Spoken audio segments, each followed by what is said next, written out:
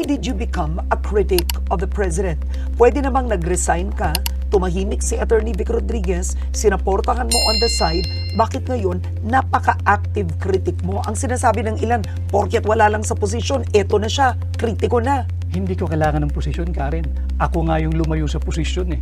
Tanungin mo ang sambayan ng Pilipino. Ilan ang kayang gumawa ng ginawa ko? I walk away from being DES.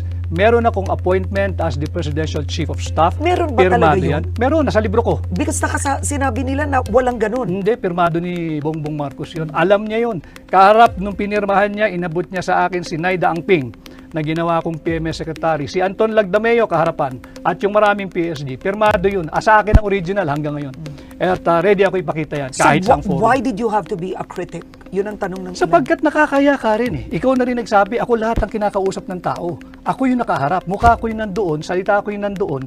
Tapos iba na ginagawa nung taong ikinampanya ko ng mabuti at tinangkilik naman ng tao. Hindi ito yung aming pinag-usapan. Hindi yung ganitong uri ng pamumuno ang aming napag-usapan. This is not the kind of governance and leadership that we agreed to have pag siya'y pinalad at tangkilikin gawing Pangulo. Yan ang katotohanan.